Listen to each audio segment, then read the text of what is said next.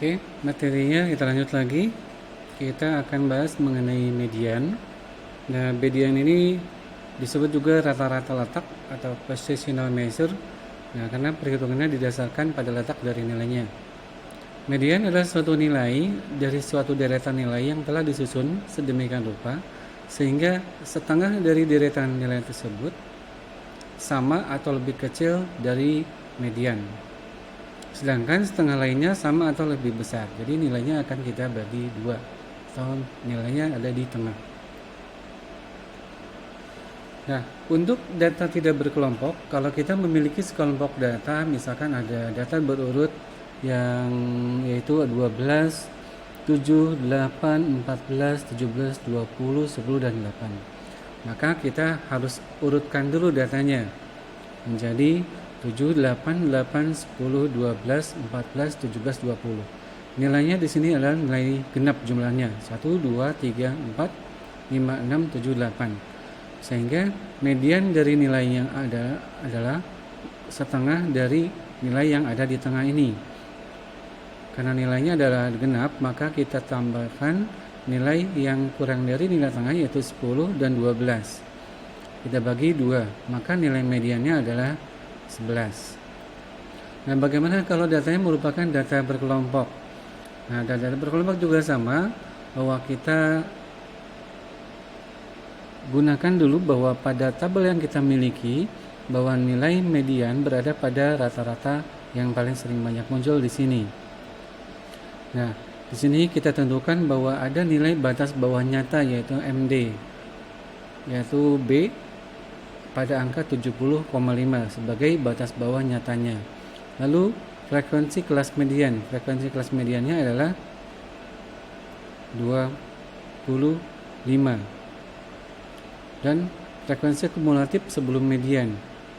Frekuensi kumulatif sebelum median adalah nilainya 17. Dan jumlah pengamatan adalah 70 dan interval kelasnya. Oke. Cara menghitungnya adalah kita jumlahkan antara batas bawah nyata yaitu B dengan perkalian antara setengah dari nilai jumlah pengamatan dikurangi dengan frekuensi kumulatif sebelumnya. Lalu kita bagi dengan frekuensi kelas median yaitu 17. Maka didapatkan bahwa untuk B-nya adalah 70,5. Kita jumlahkan dengan perkalian antara setengah dari 70 adalah 35, kita kurangi dengan frekuensi kumulatif kelas sebelumnya yaitu 17. Dibagi dengan frekuensi pada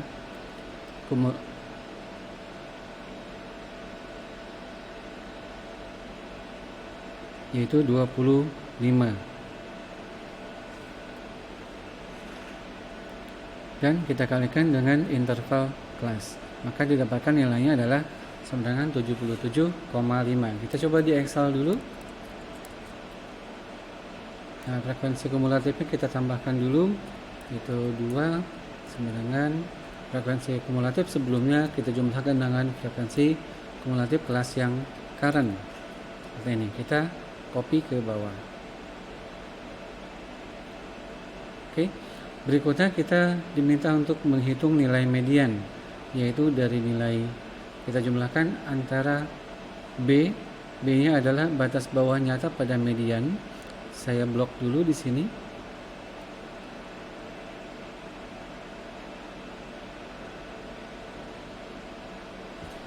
Oke, sama dengan 70,5 kita jumlahkan dengan setengah. Kita bisa gunakan 0,5 dikali 70 dikurangi dengan frekuensi kumulatif sebelum median yaitu 17.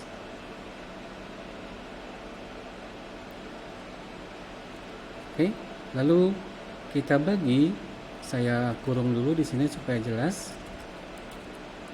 Hasilnya kita bagi dengan frekuensi kelas median yaitu 25. Nah, setelah itu kita kalikan dengan C atau interval kelas. Interval kelasnya adalah 10. Maka didapatkan 77,5. Kita lanjutkan. Nah, berikutnya adalah modus.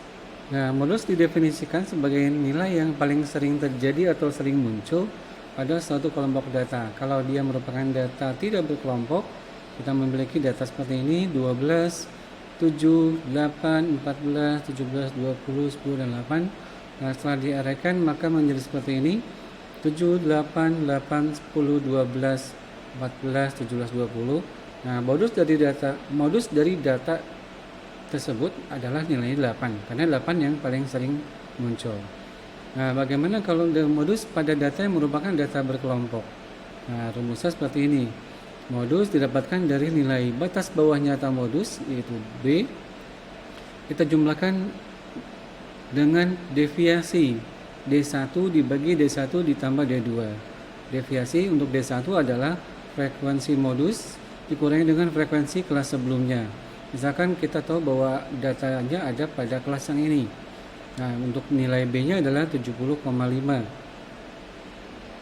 Untuk D1-nya, maka 25 kita kurangi dengan 10, karena 10 merupakan frekuensi kelas sebelumnya. D1 nilainya adalah 15.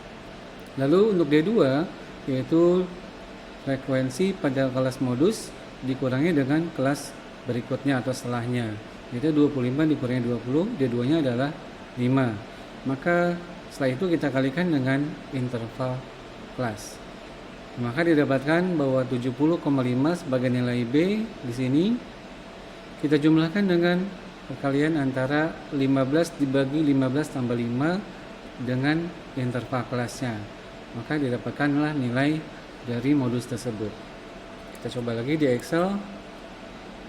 Nah, untuk modus seperti ini, nilai B-nya sama dengan ini 70,5. Lalu nilai deviasinya untuk D1 maka sama dengan nilai 25 dikurangi dengan 10. D2-nya yaitu 25 dikurangi dengan 20. Itu frekuensi untuk kelas berikutnya. Nah, nilai modusnya adalah sama dengan 70,5 kita tambahkan dengan perkalian antara interval kelas dan deviasi pada deviasi untuk kelas tersebut dan kelas-kelas sebelumnya dan sesudahnya, yaitu D1